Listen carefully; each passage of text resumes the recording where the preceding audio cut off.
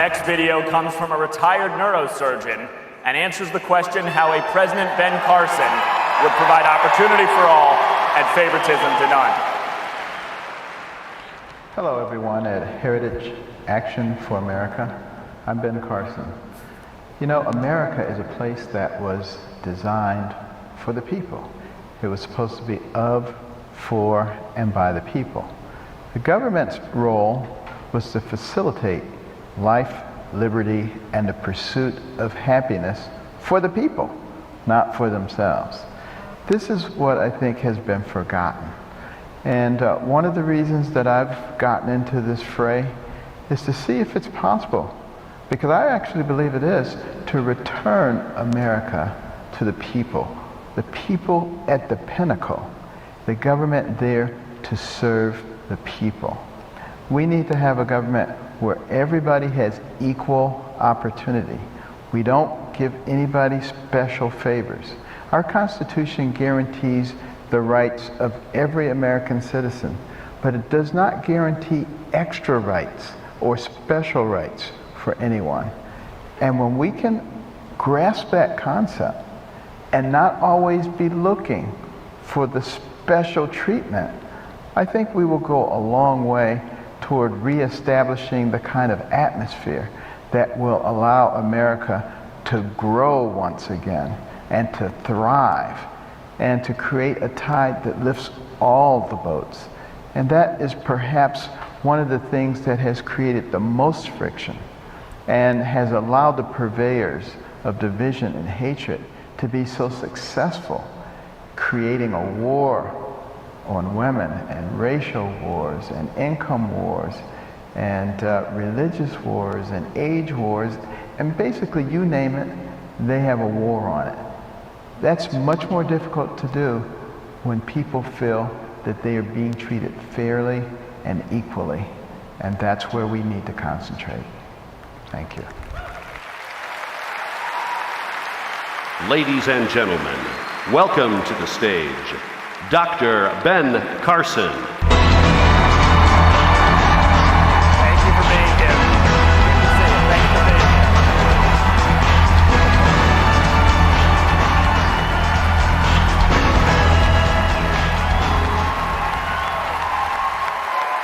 being here. Dr. Carson, welcome. And your first question comes from Debbie. Dr. Carson, you've had a long and esteemed career as a pediatric neurologist. As such, you've operated on babies in the womb. What has been your reaction to the Planned Parenthood videos? And what actions would you take as president to protect life? Okay. Well, first of all, thank you for inviting me here on my birthday.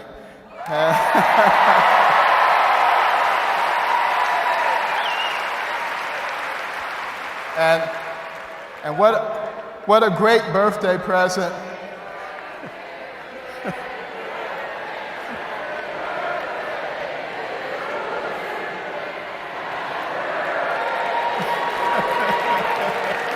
Well, thank you. Thank you. You know, thank you.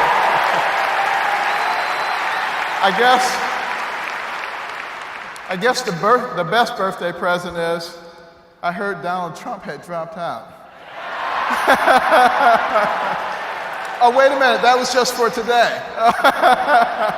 Nah, just kidding. Actually, I think it's very important that we have all the different personalities and voices because they bring different people into the fray.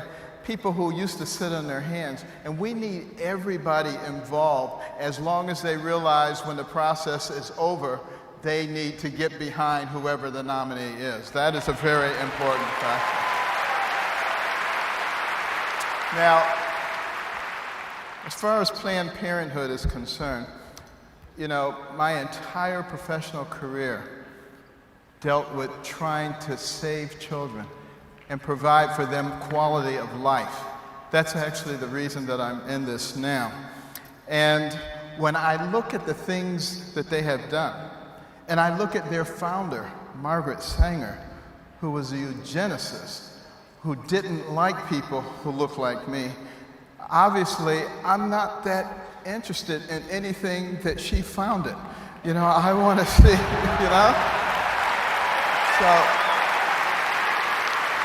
But the worst part is that the majority of Americans disagree with the tearing up of babies and the destroying of human life that this organization is engaged in. So why should their taxpayer money be used to fund that kind of activity? What happened to America?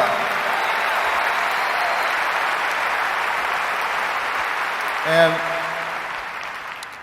we have a president who says, if funding for that is not in there, I'm going to veto it. Well, I personally believe that Congress needs to call his bluff on that.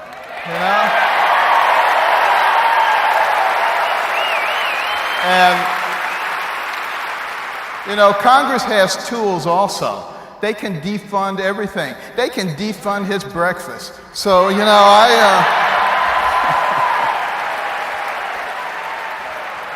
Dr. Carson, last year the California Health Department ordered all state private health care insurers to cover elective abortions, even religious institutions. A bakery in Oregon was fined hundreds of thousands of dollars for refusing to cater a gay wedding. Do you think America needs greater religious liberty protections that are currently in place? Well, we have a Constitution, and it has a First Amendment, which protects religious rights. What was not anticipated was a judicial system that considered itself supreme to everybody else. That was the problem. And if you read the Constitution carefully, it makes it very clear that civil matters should be handled at the local or the state level. The reason for that, there was a very good reason for that, it's because the legislators and the judiciary at the state level have to respond to the people. They can be elected and they can be put out of office, but once you kick those things up to another level, then we begin to have a problem. We end up with an oligarchy, and this was never the intention. And the reason that we have a balance of powers and separation of powers is so that when one branch of the government gets out of control, the other branches are supposed to bring it back into control. And we need to start looking at some other ways to make sure that we don't continue down this pathway. And I guarantee the Congress that they do have the ability to take any kind of legislation, no matter where it came from, and to alter it in order to make sure that it's consistent with our Constitution, and that's what they should be doing. Dr. Carson, in 2013, as the Senate was debating whether to grant illegal immigrants amnesty, you said, quote, "Of course allow illegal immigrants to have a pathway to citizenship." Last year, you suggested that those here illegally would need to leave the country in order to become guest workers. And this year, you seem to have suggested that guest worker status should be allowed for those in the country without having to leave first. What is your position on those in the country illegally, and how would you explain it to those Americans who are concerned about granting amnesty? Okay, thank you. One of the things that I've been doing is going around the country, spending a great deal of time listening. And I go to all sections of the country, every demographic, because the country is supposed to be of, for, and by the people. It's not supposed to be of and for any particular political figure or figure that's non-political like me. So I have come to the understanding, particularly after visiting the border, that we can absolutely seal our borders. There's no question about it.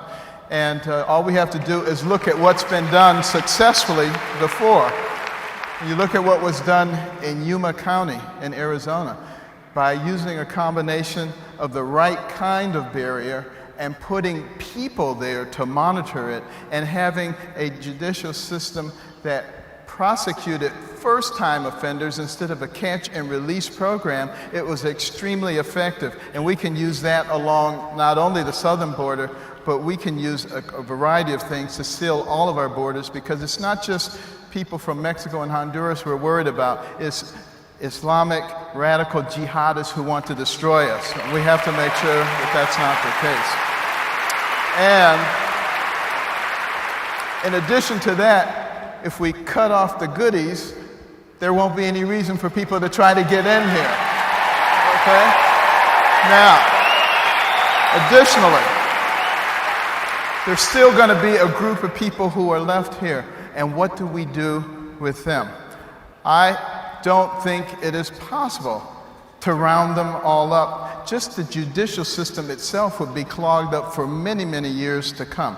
However, in talking to many farmers, they have told me that they cannot get anybody to harvest the crops and to take care of the crops. And I don't see any reason at all that we cannot have a guest worker program to get that kind of work done. Any kind of work that Americans don't want to do, we ought to have another mechanism for getting it done. But in order to be a guest worker, you have to have a pristine record. You have to sign up within a certain period of time. You have to pay a back tax penalty. You have to pay your taxes going forward. You don't get to vote, and you are not a citizen. So,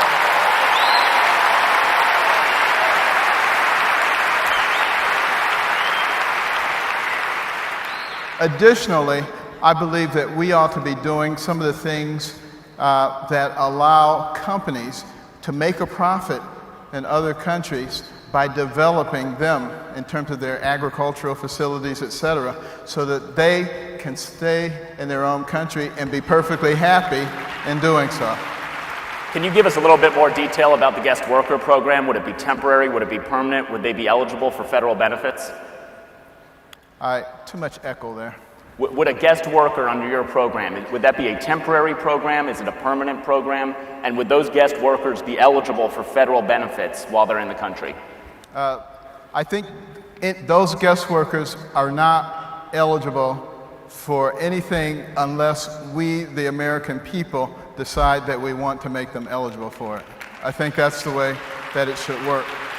And those are things that we can determine by questioning the people themselves. So, and that's the key point that I want to bring across, is that this country, America, is the greatest country the world has ever known. It is such an exceptional nation. And you know, before America came on the scene, for thousands of years, people did things the same way. Once we were on the scene, within 200 years, men were walking on the moon. And when people say we're not exceptional, they are not thinking. We are by far the most exceptional nation, and our job is to make sure that we remain an exceptional nation. And Dr. Carson, our nation's debt picture is concerning. You yourself have noted that by some estimates, the federal government's debts accrue to $200 trillion. Yet you've also downplayed the need to address our entitlement programs, suggesting, quote, we shouldn't even talk about entitlement programs until we fix the economy. Many people feel our nation is on the verge of our own debt crisis. Dr. Carson, can we afford to delay entitlement reform before we face a catastrophic debt crisis of our own? Well, you know, one of the things that I learned as a surgeon is that when people have complex problems, you have to address them sequentially, and it has to be in the right sequence. Otherwise, you will not have a successful outcome. Now, we have a terribly broken system right now. You know, we're not growing anymore. This is the most powerful economic engine that the world has ever known. And yet, it cannot work because it has been wrapped up with chains of regulation. And they come out every month, more and more regulations. Every single regulation costs us in terms of goods and services. It costs everybody. But who does it hit disproportionately? It hits poor people disproportionately. And that's one of the things that's driving the income gap that the left is always talking about. They say you can solve that by taking all the money from the rich. No, you can solve it by stopping all these stupid regulations that are driving up the cost for everybody.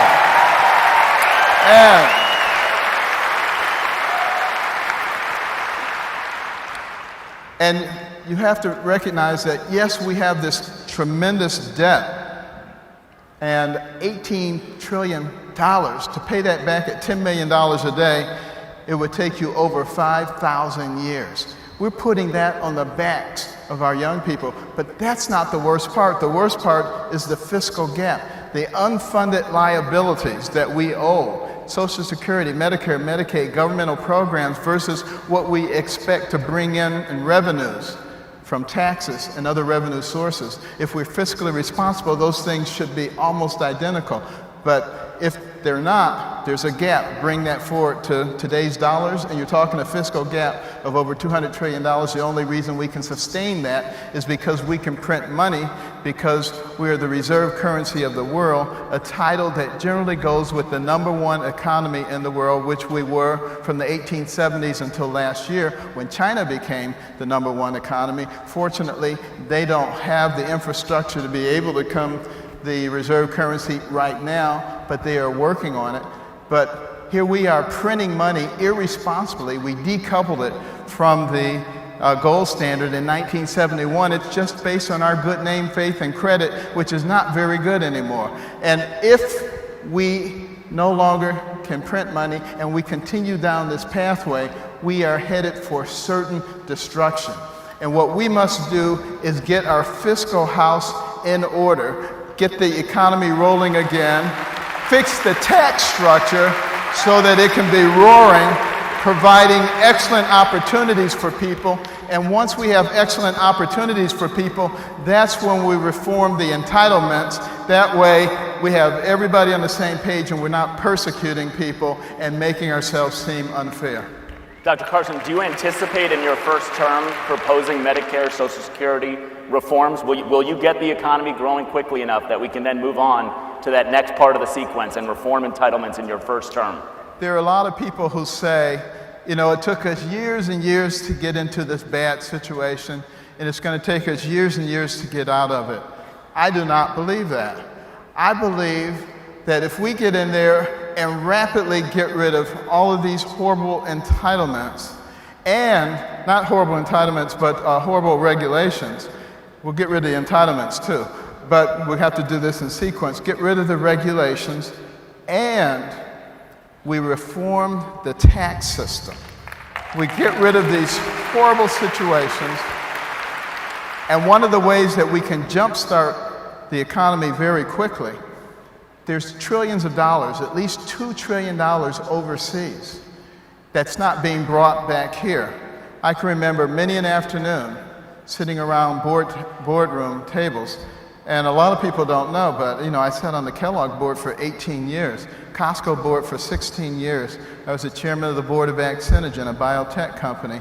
My wife and I built a national scholarship program that has won national awards. I have a lot of business experience. People think that doctors only know medicine. They're nuts, okay? But we would talk about all that money overseas and what we could do with it here, but we couldn't bring it back because the corporate tax rate was too high.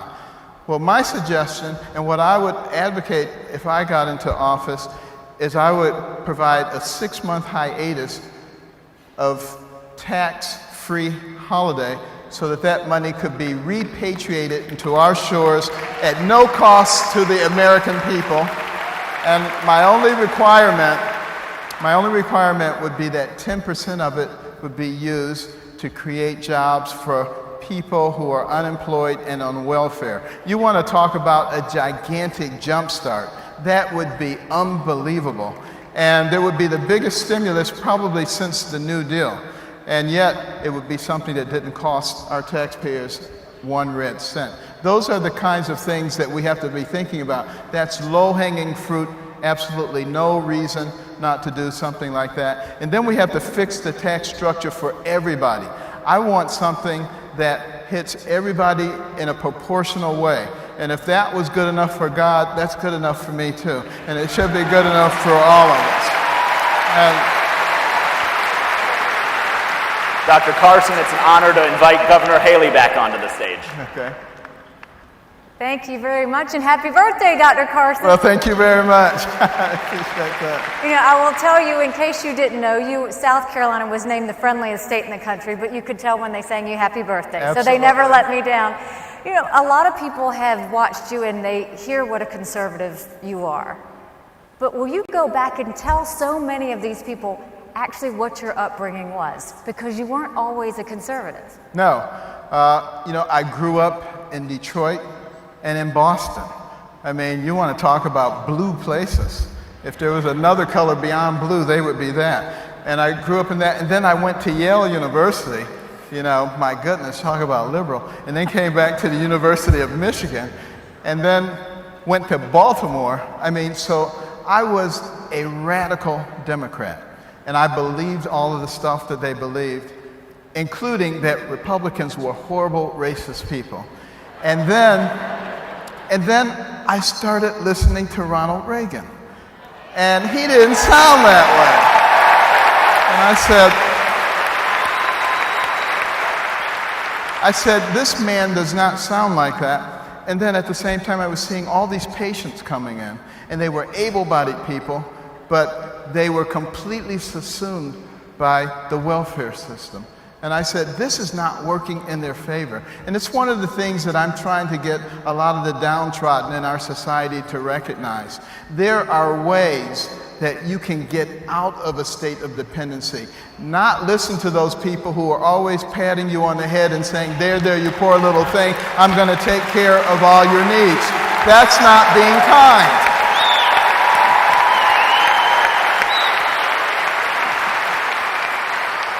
And I absolutely agree. In a time where we're trying to bring more people into our party, what are we not doing right, and what can we do more of? Well, there is no question we need to listen. That's right. And you know, one of the things that we do in this country is we've gotten into our respective corners and we fire hand grenades at each other. And it helps to facilitate what the left is trying to do. They're trying to divide us. They want us to think that there's a war on women and racial wars and income wars and age wars and religious wars, and they want us all to believe that we're each other's enemies when in fact they are the enemy. And that's what we need to understand.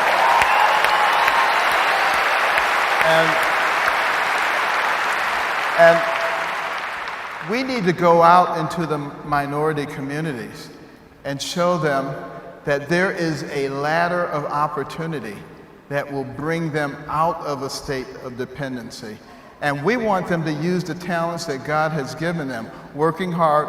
We want to invest in our fellow man because it is our job to take care of the downtrodden. It is not the job of the government. We can do it a lot better than they can. Talking about different places and things, you practiced at Johns Hopkins, and so you know Baltimore. If you look at what happened in South Carolina and in Charleston, and you look at what happened there, what could have been or should have been done differently to cause a different reaction in Baltimore than what we saw? Okay. Well, it was a story that was really missed by the media because they were looking for sensationalism and they wanted to talk about the flag and they wanted to talk about everything else. But in fact, the people at that church demonstrated the Spirit of God. It's the thing that made America great. And that's what we need to emphasize more in our nation. You know, the president likes to say that we're not a Judeo-Christian nation, but he doesn't get to decide what kind of nation we are. We get to decide what kind of nation we are.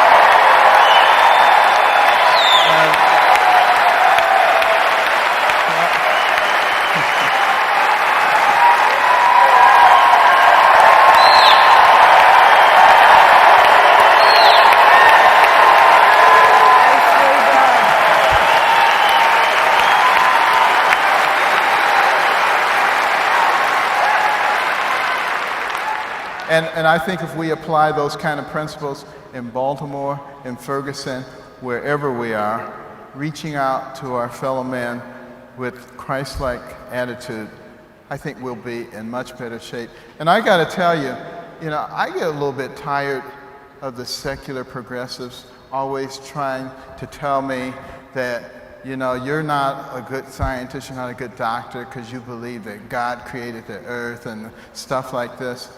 Let me tell you, it's supposed to be live and let live. And we are, you know, believing in God, think about this. It's on our money. It's in our founding document. Many courtrooms on the wall it says, "In God we trust." It's in every part of our fabric. If we can't talk about it, what is that? In medicine we call that schizophrenia. And we can do much better than that.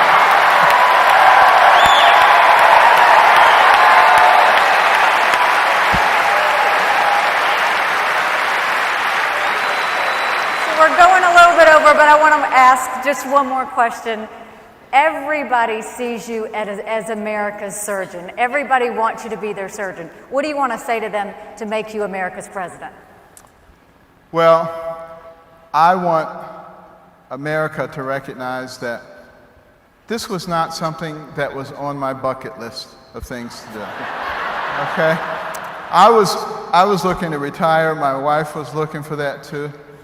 But after the prayer breakfast in 2013,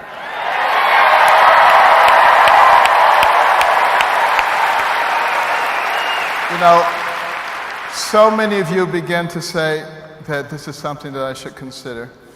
And I finally just said, Lord, if you want me to do this, all of the pundits say it's impossible, that you can't put together an organization, you can't raise the money, which really was quite a relief to me. But I said, I said, if you want me to do it, you open the doors.